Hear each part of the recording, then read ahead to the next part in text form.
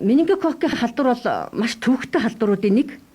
За менингококкийн халдвар гэдэг нь юу вэ гэхээр яг менингококкийн үүсгдэг тусгай бас агаар тусаад дамждаг нянгийн халдвар байдаг энэ маань. За тэгээ агаар тусаад халддаг мөн маш өвөрмөц тууралт арьсан дээр туурч тархины хаван болон одоо нөгөө халдвар орлогын шокоор нас барах тийм өндөр эрсдэлтэй өвчин тооцогддог. За ерөнхийдөө бол энэ менингококкийн одоо тандалтаар ингээ манай тандалтын нэгжийн үйл ажиллагаа болон улс даяар хийж байгаа. За дээр нь ингээ жил улирал тутамдаа хийж тандалтын мэдээгээр бол 10-аас ерөнхийдөө нэг 5-аас 10 жилийн үржилттэй бол илүү дэгддэг гэж үздэг.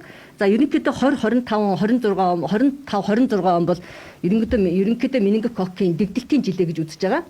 За энэ маань бас ихэвчлэн дандаа 3-аас 9 насны хүүхдүүд ихэвчлэн өвддөг. За өвчлөлийн явц бол ерөнхийдөө хоёр хэлбэрээр явагдана. Нэг нь бол менингит буюу одоо тархины гадар бүрхүүлийн өргөслийн шинж буюу одоо нэг өөр хэлбэл одоо ухаан санаа балардах одоо хүчтэй өвдөх, татах, халуурах, огцон маш халуурч биеийн байдалд ордгоор менингит бол төвөгтэй байдаг. За нөгөө хэлбэр нь болохоор менингококцеми буюу арьсан дээр өвөрмөц тусалхаг тууралт туурч энэ маань халдвар хорлогын шокоор хүндэрдэг ийм өвчнийг бол менингококцеми хэлбэр гэж ярьдаг. За менингококцеми хэлбэр бол мөн хөнгөн, дунд, хүнд, нэн хүнд гэсэн ангиллаар ангиллагдана.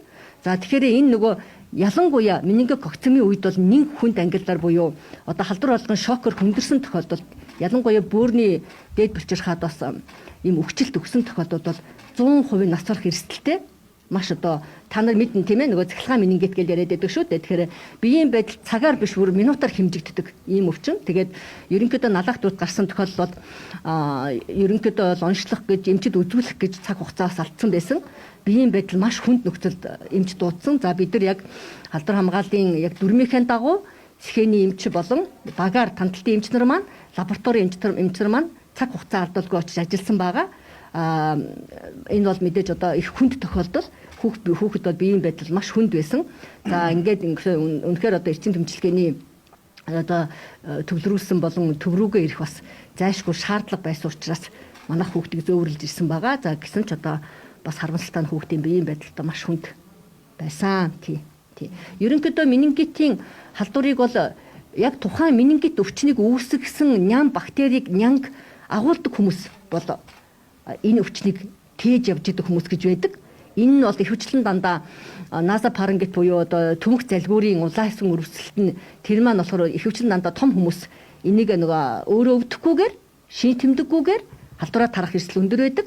За нөгөөх нь болохоор яг менингитийн халдвартаар өвдсөн хүнээс 5-7 хоногийн дотор тухайн хүнтэй хавьтал болсон буюу те одоо хавьтлуулсан гэхээр та нар ойлгож байгаа тийм ээ нөгөө хоолунд ицсэн байдаг юм уу одоо эсвэл нэг гэр оронд байсан юм уу цэцэрлэг яшд хамт явж байсан юм уу гэдэг ийм хавьтлуулсан тохиолдол ерөнхийдөө ийм хүүхнээс хүнд дамждаг ийм өвөрмөц юм халдвартай өвчин ерөнхийдөө халдварт өвчин шүү дээ. Тэгээд дээр нь болохоор өвчний явцал одоо маш хүнд явхаараа маш эрсдэлтэй ялангуяа халдвар хорлогын шок гэдэг маань судцанд одоо цус төгмөлөөр бүлгэнж одоо ингээд хүндэрч одоо амнаас нь маш эрсдэлтэй хэлбэрээр ерөнхийдөө бол зөвхөн менингитээр өвдсөн тохиолдолд гэхэд л одоо тухайн өвдсөн хүмүүсийн 15% нь нас барах эрсдэлтэй.